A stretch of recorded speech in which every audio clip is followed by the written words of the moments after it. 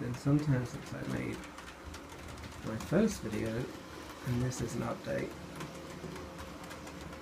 for September 2016.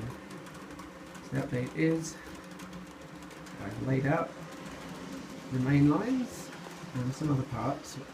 The main lines are now tacked down. The inside left hand main line is wired in. Outside line is not yet. But I will do that maybe tomorrow. And that's the progress. Some things are coming together. And you'll see what I did. I've begun at the end. So I will say no more. Say no more. Here's all the track. So summer's almost over, travel's over. Got all the track. It's time to start laying it down. Got some electrical stuff, all kinds of things. So most of this track is, well, most of it's Hornby. This stuff is all Hornby track, although this is Atlas, which is an American brand, I think. That's quite cheap. Flexi track. But most expensive edition has been all these points, because I've got a very complicated layout in mind. So these are Pico, which I've heard are more reliable than Hornby points, which I still have a few aging ones over there. They're mostly, well, they're a mixture of Insel Frog and Electro Frog. That's why there's an Electro Frog one. Which I'm going to use on the main lines more, and because of the cramped space I would probably prefer to use all Electrofrog, but the turning radius on them is shallower, so in the limited space I've got, particularly in the goods yard, I'm using a lot of Insulfrog. But I ordered those from Hattons, which I guess is a tip for British rail enthusiasts. ehattons.com is great for ordering stuff. They dispatch it quite quickly, normally arrives in a week, and I live in the West Pacific, in a relatively isolated area too.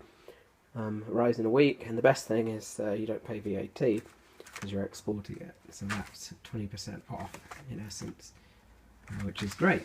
So I buy a lot of stuff from them in addition to just eBay, but very pleased with my experiences with them.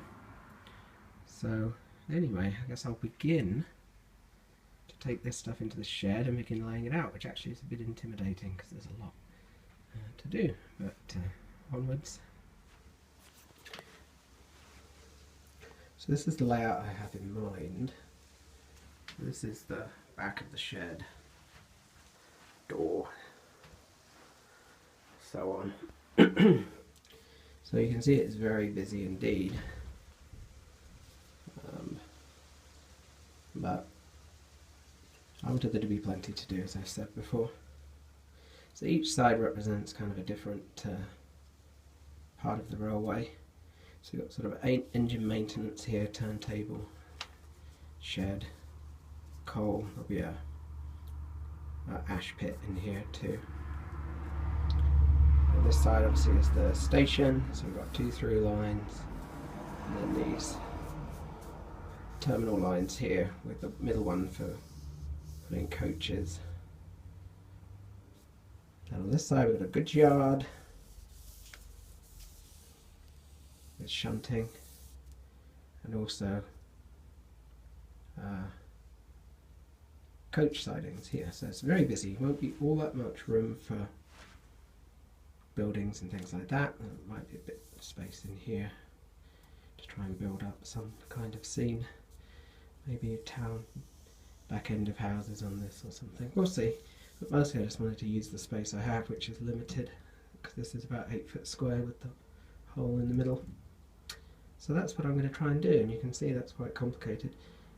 Added complication of using the Pico points as well, in the fact that their lengths don't match up naturally with the Hornby, so you'd have to cut the flexi track to size.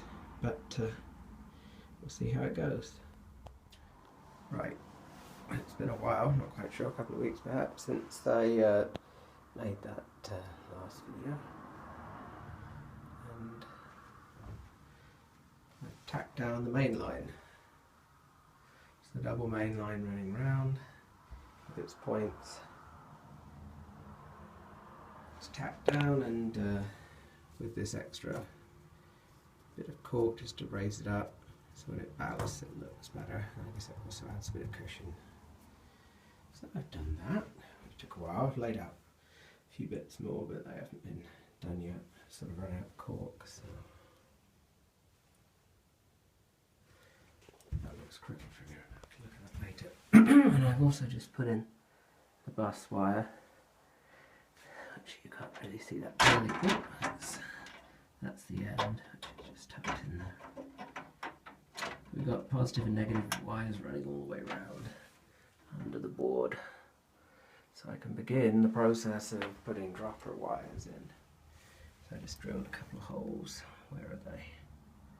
There. So there's a couple of holes there, a hole there. So I'm not going to go around and do all the dropper wires, and then we'll actually be able to run trains again.